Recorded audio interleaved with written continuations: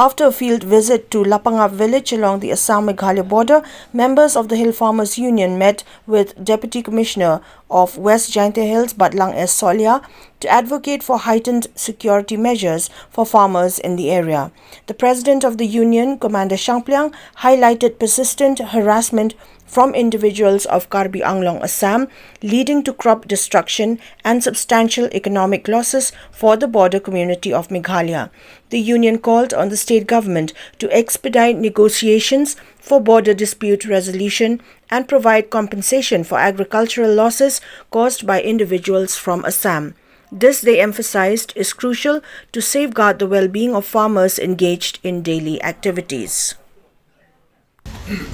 Nakling jungi kum ka Hill Farmer Union Central Body lengkat bat ka West Jaintia Hill District hadin bangilawan jungo menen kasngi sya kitain kaput hakabede kejing don kejing bom syong sup syong sengain bat kamtam hakabede beka lakta ya ka mat jengkinong rep de menta kasngi ngelawan ini apa DC office West Jaintia Hill nakamta banyak kendo ya DC kamat kebangi yang kenduk kebakam kongsan kembang kemar kila don kejing syak penjulor kejing syak tu ya usiar kiwai ke kebanding kong nilai keren UDC ba lakum non ai ka compensation ni kini kinong rap ke bala syak penjulor dan nak leng jung UDC ula menjuri kene bat nak leng jung ni la ye keren ru bat ka sinong haka baka sinong ke submit ye kini kirteng juki nong rap ki bala syak ta ingin scam bar kat kecing terlang by DC ini yo ya kaya compensation nam pagi norap ki balasya penjulor ki maret ki chungki kumbang mention menen kasngiru kuwi kalau kami kelasya tu manru pumon using kejuk kapor nila ai kecing ai kublay yo DC kamtam haba lapha ki bor pahara naga panta ka syong sup syong ngan chungki norap bat kilayo e kaban ot sup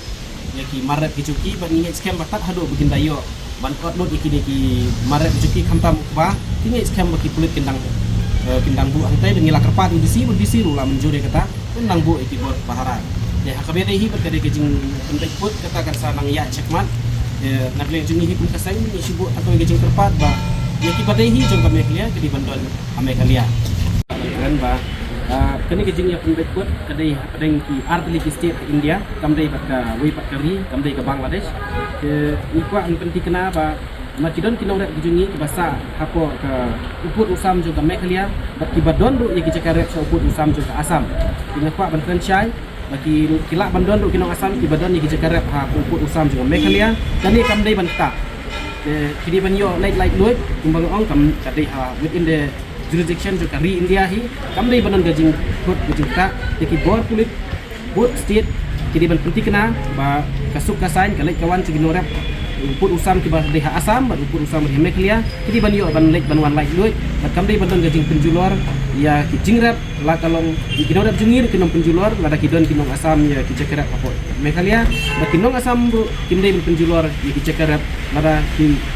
paradok persan juni kidon ya ki cekerap ha ki benta jo ka Assam ini scam ya kan ne bat ki bor pahararu kin pek maka nomdon ka bakum kata gajing kan at lada gajing ka jia dai bengini ban heksut baik ya ki maret